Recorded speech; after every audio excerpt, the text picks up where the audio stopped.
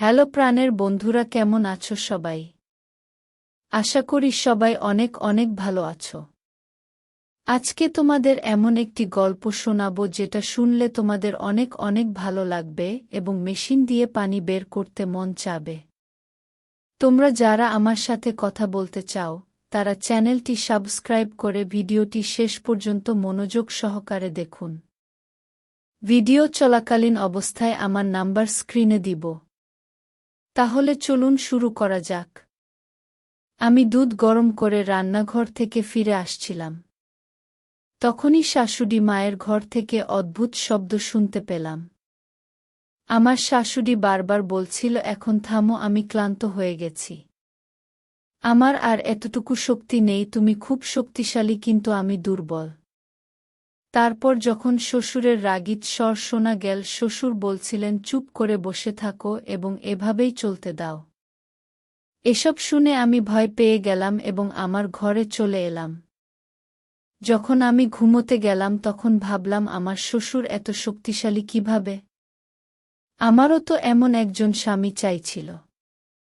Hello বন্ধুরা, আমার বিয়ে খুব তাড়াহুড়োতে হয়েছিল। একটি ভালো ঘরবাড়ি হওয়ার কারণে আমার বাবা মা বিয়ে থেকে অস্বীকার করেননি এবং আমার দ্রুত বিয়ে দিয়েছিলেন। আমি শ্বশুরবাড়িতে এসে 1 সপ্তাহ হয়ে গিয়েছিল এবং আমি আমার স্বামীর দৈনন্দিন রুটিন ভালোভাবে জানতাম। সে প্রতি রাতেই দুধ পান করতে পছন্দ করত, কিন্তু আমি ভুলে যেতাম।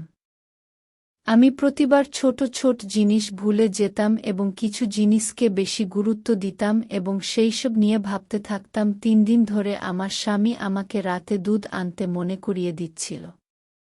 আমার দুধ পান করার অভ্যাস আছে, কিন্তু আমি আবার ভুলে গেলাম। একদিন আমার স্বামী রাগ করে আমার কাছে এল এবং রাগ করে আমাকে বলল, আমাকে কি প্রতি রাতেই তোমাকে বারবার বলতে হবে? আমি দ্রুত উঠে রান্নাঘরে চলে গেলাম। আমার শাশুড়ি আমার ঘরে ছিল। যখন আমি দুধ গরম করে ফিরে আসছিলাম তখন শাশুড়ির শ্বশুরের ঘর থেকে অদ্ভুত শব্দ আসছিল। শাশুড়ি বারবার বলছিলেন, এখন থামো, আমি ক্লান্ত হয়ে গেছি, আমার আর শক্তি নেই।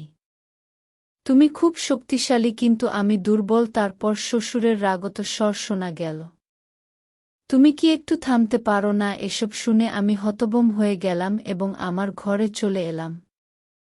যখন আমি ঘুমোতে গেলাম তখন ভাবতে লাগলাম, আমার শ্বশুর এত শক্তিশালী কিভাবে? আমারও তো এমন একজন স্বামী চাইছিল। কিন্তু আমার স্বামী খুব তাড়াতাড়ি ক্লান্ত হয়ে যেত। এই ভাবতে ভাবতে আমি ঘুমিয়ে পড়লাম। সকালে যখন আমি উঠলাম তখন আমার শাশুড়ি রোজের মতো ঘরের কাজ করছিলেন।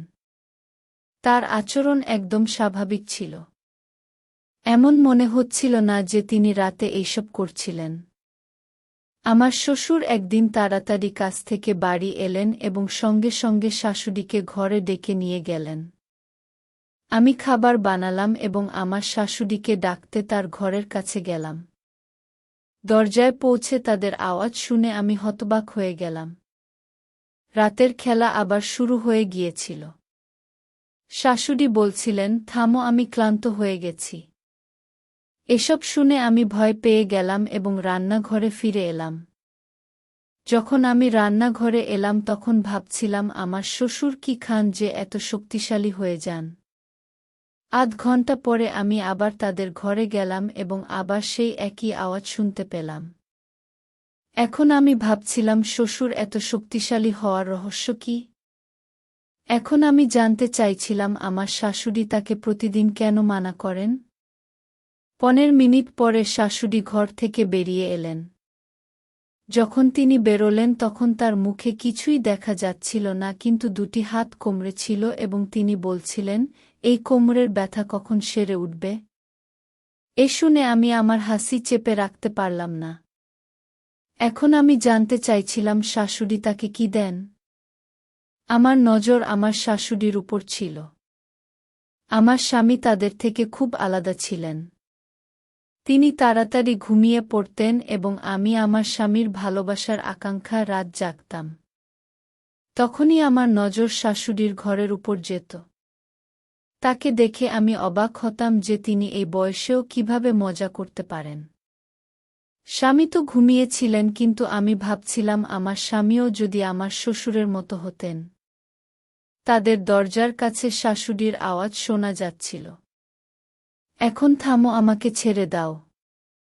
এই শুনে আমি খুব অস্বস্তি বোধ করলাম। তারপর আমি ভাবলাম আমাকে তাদের ঘরে গিয়ে দেখতে হবে যে তারা আসলে কি করেন এবং শাশুড়ি শ্বশুরকে কি খাওয়ান। আমি এটি জানার চেষ্টা করলাম, কিন্তু কিছুই জানতে পারলাম না। তারপর আমি ভাবলাম সেই জিনিসটি ঘরে লুকানো থাকবে। তাই আমি দেখতে চাইছিলাম তারা এখন কি করেন। তারপর আমি উঠে শাশুড়ি শ্বশুরের ঘরে চলে গেলাম। ঘরে আলো কথা বলছিল, এর মানে তারা ঘুমোচ্ছিলেন না। জানালা থেকে আওয়াজ আসছিল। শাশুড়ি বলছিলেন, তুমি আমাকে এই বয়সেও ছাড়ছ না। তুমি জানো এখন আমি ক্লান্ত হয়ে গেছি। শ্বশুর বলছিলেন, একটু সহনীয় করো, তারপর তোমার ব্যথা থাকবে না। কিছুক্ষণের জন্য শাশুড়ি শান্ত হয়ে গেলেন।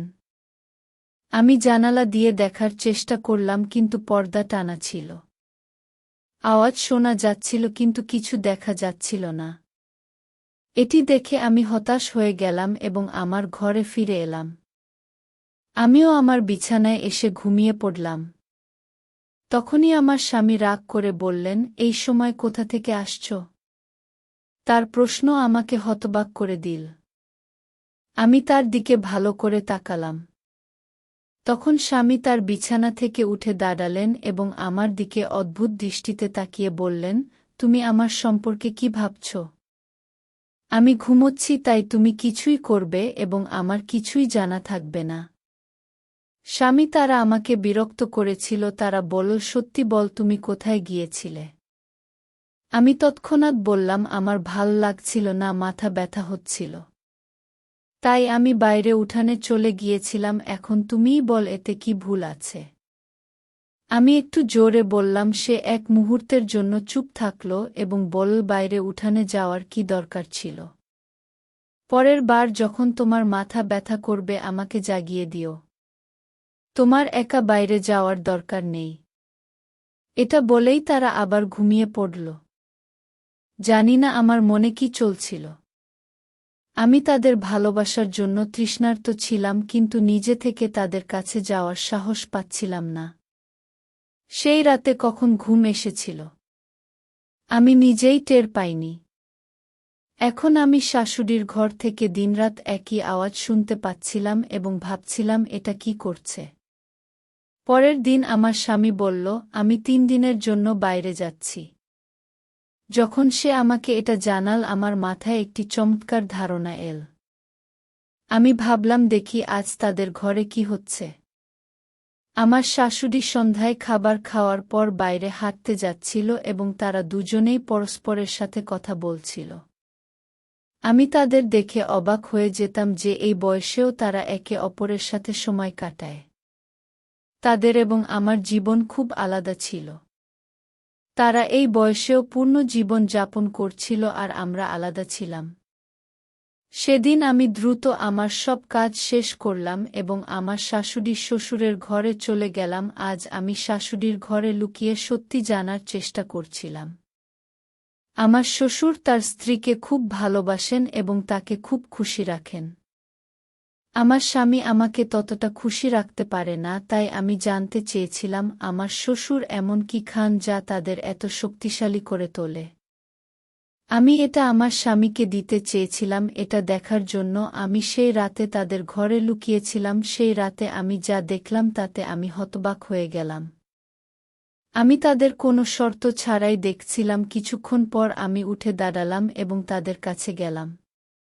তারা আমাকে অবাক হয়ে দেখছিল। তাদের বিশ্বাসই হচ্ছিল না যে আমি তাদের ঘরে আছি। পরের দিন আমার স্বামীও বাড়িতে ছিল না এবং এখন আমি আবার সিদ্ধান্ত নিলাম যে আমি রাত কাটাব আমার শ্বশুরের ঘরেই। সম্ভবত এটা আমার শাশুড়ির জানা ছিল, তাই সে রাগ করে আমাকে বলল, আজ রাতে তুমি যদি আমাদের ঘরে আসো তাহলে আমার থেকে খারাপ কেউ হবে না। এটা শুনে আমি খুবই বিরক্ত হলাম। ঠিক তখনই আমার শ্বশুর সেখানে চলে এলেন। আমাদের কথা বলতে দেখে তিনি আমাদের দিকে এলেন এবং আমার দিকে তাকালেন। তারপর আমি মৃদুস্বরে বললাম, মা আমাকে রাতে ঘরে আসতে মানা করছেন। এটা শুনে আমার শ্বশুর খুব রেগে গেলেন এবং রাগত স্বরে তার দিকে তাকিয়ে বললেন, বুকে মানা করো না। তার উপর আমার ঠিক ততটাই অধিকার আছে যতটা তোমাদের উপর আছে। তারপর তুমি তাকে কেন মানা করছ? যা তুমি নিজে করতে পারো না তাকে করতে দাও। তার চলে যাওয়ার পর আমার শাশুড়ি বলল, যদি তুমি আজ আমাদের ঘরে আসো তাহলে আমি তোমার স্বামীকে তোমার বিরুদ্ধে করে দেব। এটা শুনে আমি খুবই বিরক্ত হলাম। যদি সে আমার স্বামীকে আমার বিরুদ্ধে কিছু বলে তাহলে সে আমার উপর রাগ করবে। আমার পক্ষে এসব সহ্য করা অসম্ভব ছিল। আমি জানতাম আমার স্বামী সন্দেহপ্রবণ মানুষ, যদি তার মনে কোনো কথা ঢুকে যায় তাহলে তা দূর করা সহজ নয়। আমার এখনো মনে আছে যখন প্রথম দিকে একবার আমি ঘর থেকে বাইরে চলে গিয়েছিলাম তখন সে আমাকে কত রাগ করে কথা বলেছিল। আমি তার চোখের সন্দেহ দেখে ভয় পেয়ে গিয়েছিলাম, যদি আমার শাশুড়ি এমন কিছু বলে তাহলে আমি কি করব? আর আমার স্বামী তার মায়ের কথা শুনবে এবং তার উপরই বিশ্বাস করবে। তারপর আমি সিদ্ধান্ত নিলাম যে আমি আমার শাশুড়ির কথা মানব, তার সাথে মিশে যাব এবং সে রাগ করবে না। সে আমার স্বামীকে আমার বিরুদ্ধে করার চেষ্টা করবে না। আমি রাতের খাবারের পরপরই আমার ঘরে চলে গেলাম এবং ঘুমিয়ে পড়লাম। আমি খুব খুশি ছিলাম যে গতকাল আমি আমার শ্বশুরের ঘরে গিয়েছিলাম এবং তাদের দেখে আমি আনন্দ পেয়েছিলাম। কিন্তু যখন আমার শাশুড়ির আচরণের কথা মনে পড়ল আমি চুপ হয়ে গেলাম। ঠিক তখনই দরজায় কড়া নাড়ল। আমি দরজা খুললাম, সামনে আমার শ্বশুর দাঁড়িয়েছিলেন। তিনি আমাকে অবাক হয়ে দেখলেন এবং বললেন, আজ তোমাকে আমার ঘরে আসার কথা ছিল। এখনো কেন আসনি? তার কথায় আমি ভাবনায় পড়ে গেলাম এবং বললাম, আজ আমার শরীর ভালো নেই। আমার শ্বশুর কিছুক্ষণ আমাকে শান্তভাবে দেখলেন, তারপর বললেন, আমি জানি তুমি কেন মানা করছ। তুমি সম্ভবত তোমার শাশুড়ির ভয়ে এসব বলছ। চিন্তা করো না, আমি তাকে বুঝিয়ে দিয়েছি। এখন আমি তোমার জন্য অপেক্ষা করছি। যখন আমি তার ঘরে গেলাম আমি খুব খুশি হলাম এবং তারা আবার সেই একই কাজ করছিল। আমার শাশুড়ি গতকালের আগেই ক্লান্ত হয়ে পড়েছিল। কিছুক্ষণ পর তার শ্বাস ছোট হয়ে এল এবং বলল, আজ আমার শরীর ভালো নেই। আমি আজ এসব করতে পারব না। ঠিক সেই মুহূর্তে শ্বশুর বললেন, তোমার কি সমস্যা হচ্ছে? দিনের পর দিন তুমি আমাকে খুব কম সময় দিচ্ছ এবং দ্রুত ক্লান্ত হয়ে পড়ছ। এখনই এখানে এসো। এখন যদি তুমি চুপ করে না বসো তাহলে আমার চেয়ে খারাপ কেউ হবে না। তারপর আমার শাশুড়িও আমাদের সাথে চলে এল। আমরা বেশ কিছুক্ষণ ধরে এটাই করতে থাকলাম। কিছুক্ষণ পর আমার শাশুড়ি একপাশে সরে গেল এবং বলল, এখন আমার কাজ শেষ। আমার আর সাহস নেই। তারপর আমরা দুজনেই এটাই করতে থাকলাম এবং বেশ কিছুক্ষণ পর যখন আমি ক্লান্ত হয়ে পড়লাম তখন আমার শ্বশুর নিজেই আমাকে বললেন, তুমি খুব ক্লান্ত হয়ে গেছ। এখন আমরা এই কাজ বন্ধ করি এবং কাল ছুটি নেই। এটা শুনে আমার খুব দুঃখ হলো যে তারা কাল রাতে কাজ করতে পারবে না। এই ভাবছিলাম যে দরজায় কড়া নাড়ল। দরজা খুললে আমার শ্বশুর বাইরে দাঁড়িয়েছিলেন। তিনি আমাকে অদ্ভুত দৃষ্টিতে দেখলেন এবং বললেন, আজ তুমি খুব সুন্দর দেখাচ্ছ। আমি তার প্রশংসায় লজ্জা পেলাম। তিনি বললেন, চলো আজও কাজ করি। ঘরে এসো, আমি তোমার জন্য অপেক্ষা করছি। আমি তার ঘরে চলে গেলাম এবং তারপর আমরা তিনজনই সেই কাজ করতে লাগলাম যা গত 2 দিন ধরে করছিলাম। এখন আমার মন বলছিল যে আমাকে এই কাজ প্রতিদিন করা উচিত। পরের দিন আমার স্বামীও বাড়ি ফিরে এলেন। স্বামী আসার পরেই তিনি আমাকে তার অস্থিরতাপূর্ণ প্রেমের গল্প শোনাতে লাগলেন। আমার ছাড়া তিনি কতটা অস্বস্তিতে ছিলেন এবং আমি সেখানে কত কিছু মিস করছিলাম। আমিও তার কথায় খুব খুশি হলাম যে শেষ পর্যন্ত সে আমার অনুভূতি বুঝতে পেরেছে এবং আমার অভাব অনুভব করেছে। তারপর আমি আমার মাথা তার বাহুতে রাখলাম এবং আরামে ঘুমিয়ে পড়লাম। এখন আমি প্রতিদিন স্বামীর ঘুমানোর পর শ্বশুরের ঘরে যেতাম, তারপর আমরা মধ্যরাত পর্যন্ত এটাই করতাম। এক রাতে যখন আমি শাশুড়ি শ্বশুরের ঘর থেকে ফিরে আমার ঘরে এলাম, তখন আমার স্বামী খুব রেগেছিলেন। আমার স্বামী আমাকে বললেন, আমি তোমাকে বলেছিলাম যে রাতে ঘর থেকে বেরিও না, কিন্তু তুমি আমার কথা মানোনি। এখন সত্যি সত্যি বল, তুমি কোথায় গিয়েছিলে? আমি তার পাশে বসলাম এবং বললাম, আমি তোমার মায়ের ঘরে গিয়েছিলাম। এটা শুনে তিনি আশ্চর্য হয়ে গেলেন। তুমি এতক্ষণ আমার মায়ের ঘরে কি করছিলে? তিনি আমাকে সন্দেহের দৃষ্টিতে দেখলেন। আমি বললাম, আমার তার সাথে কাজ ছিল তাই গিয়েছিলাম। এরপর তিনি চুপ রইলেন এবং কিছু বললেন না। এখন দ্বিতীয় বা তৃতীয় দিন যখন আমি আমার শাশুড়ির ঘরে সুখ নিতে যাচ্ছিলাম, এবারও তারা ঘুমাননি। তখন আমার স্বামী আমাকে জিজ্ঞাসা করতে লাগলেন যে তুমি মায়ের কাছে কি কাজ করতে যাও? আমি কিছু না বলেই যেতে লাগলাম। কিন্তু আমার স্বামী আমাকে টেনে বিছানায় ঠেলে দিলেন এবং রেগে বলতে লাগলেন। আমি তাকে এত রেগে দেখে ভয় পেলাম এবং তাকে বলতে যাচ্ছিলাম যে দরজায় কড়া না ডাল। আমার স্বামী গিয়ে দরজা খুললেন। সামনে আমার শ্বশুর ছিলেন। তার আমার স্বামীর সাথে কিছু কাজ ছিল, তাই তিনি তার ছেলের সাথে চলে গেলেন। আমি একটা গভীর শ্বাস নিলাম এবং শান্ত হলাম। তারপর কিছুদিন পর এক রাতে যখন আমি শাশুড়ি শ্বশুরের ঘরে গেলাম, তখন সম্ভবত আমার স্বামী ঘুমাননি এবং তিনি আমাকে খুঁজতে খুঁজতে সেই ঘরে চলে এলেন। সামনে আমাদের এমন করতে দেখে তিনি হতবাক হয়ে গেলেন। যখন তিনি আমাদের এক পায়ে দাঁড়িয়ে পূজা করতে দেখলেন, তখন তার মুখ থেকে তীব্র আওয়াজ বের হলো, কি হচ্ছে?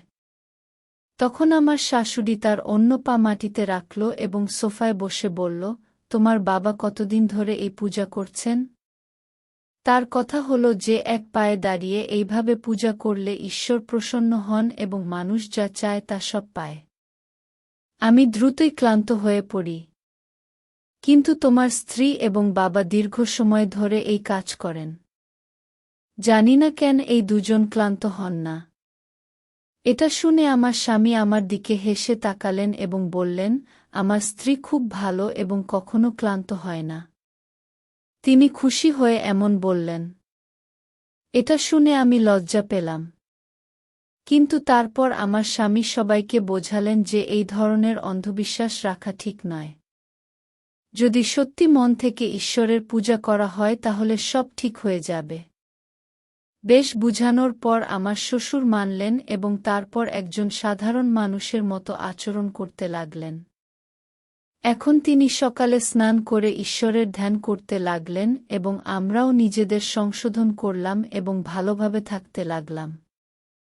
তাই বন্ধুরা, আজকের গল্প এটাই ছিল। গল্পটি কেমন লাগলো কমেন্ট করে জানাও এবং চ্যানেল সাবস্ক্রাইব করতে ভুলো না।